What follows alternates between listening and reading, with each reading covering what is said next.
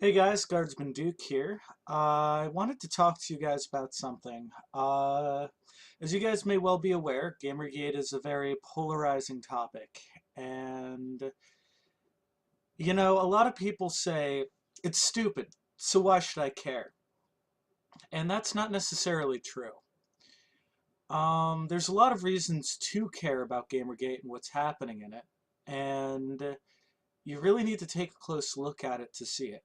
There's honestly a cross section of society today in it that you really need to have a look at. I really think the number one part of Gamergate and why it's important to us is the fact that the idea of standing up against extremism, standing up against corruption. A lot of people nowadays, they look and they see corruption everywhere. I mean, tell me with a straight face that you don't think our United States Congress right now is not corrupt at all. And that's okay. That's okay by you guys. And it baffles me, actually, that, we bring up this Gamergate problem and people turn around and say, well, hey, there's more bigger things to worry about. But you got to remember something. The reason why nobody acts on these big problems is because they don't believe they can. Because they're so big that it's hard to feel like you can affect a change. That's actually one of the reasons why Gamergate took off as it did. Because not only were people defending the medium that they loved, I mean, if it was just people defending the medium that they loved, it would have probably died out by now. That's happened before. However, what really came around in Gamergate that changed things was it became a rallying call against corruption. Because, let's face it, Gamergate is winning, and we love winners. And that's actually the point. I forget the exact quote, but I believe Sun Tzu said something about a galvanizing attack, to do something bold and sometimes a little foolish or seemingly meaningless to raise morale and galvanize your people. And honestly, I think that's what Gamergate serves. I'm not sure if you guys are aware, but the social justice infection has been infecting a lot. Like everyone, everywhere. It's infected comics, it's infected RPGs, tabletop RPGs. It's really deep in there to the point people don't see it there yet, but I do. It infected atheism. It's running so many things into the ground. Uh, and really, they seemed before Gamergate happened. You have to remember this SJW mindset seemed impossible to defeat. It seemed invulnerable. It seemed invincible. It was like, what do I want to say? Like Napoleon's army. They seemed absolutely, positively invincible, right? And nobody wanted to face them.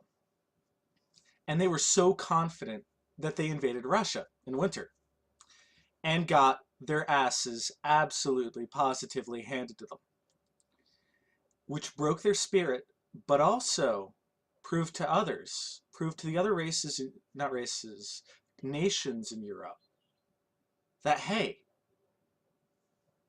they can be beaten. And while they were still reeling from that defeat, the other groups and factions took up arms and effectively destroyed the French army and Napoleon, which you really need to think about, honestly. Um, it's the same thing happening right now. The most unlikely group of people have, for the first time ever, successfully rebuffed this cultural invasion. They have attacked this corruption and exposed it, brought it out into the open. Now people know. Now people are more aware. And that is the reason to care. Because if you beat corruption once, you can do it again. You learn how to do it. You learn their tricks. They're all using the same tricks. Kotaku and everyone, they're idiots. They are flat out idiots and they're making mistakes. They're throwing it to us on a silver platter. But the idea is you get these things out in the open. You defeat this mindset. And that's another thing too. This social justice warrior mindset, this is also what killed Occupy Wall Street, which at the beginning was a pretty interesting thing. It was a movement against, corrupt banking, which I mean, would I don't know anyone who's against that. They had way more support from the American people than our Congress. But they got overtaken by these radicals, these people who infect everything and attack it and break people down. And they destroyed it. They destroyed the movement. And that's what they've tried to do with everything else. They have tried to co-opt everything. But this extends. This extends much more because there are other groups that do this that are less visible or less viable. But they can be defeated. You call them out. What this is doing right here is this is a reversal against the politically correct culture that, honestly, a lot of corruption uses as a shield. So when you say Gamergate isn't a big deal, why do I care about gaming? It's so much bigger than gaming if you really think about it. And, that's really what matters. So what I'm saying here is, if you don't know anything about it, you're just browsing around, you like gaming, or you just don't like bullshit, take a look into it. Really read up on it. I know there are bigger things out right now, but this is something we have nailed down that we can fix. And if we fix it, what can't we fix? And that right there is the rallying call. So I'm going to leave it with that. I'm going to make this short and sweet.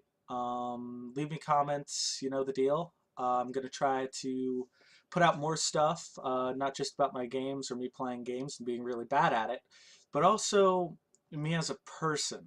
I want guys to, not just guys, girls, everyone to really be able to come here and understand that although I might call absolutely everyone a faggot, I love you guys. I love everyone. And I really want to bring about, I wouldn't say necessarily meaningful change, just more awareness. All right? You guys take care, and the Emperor protects.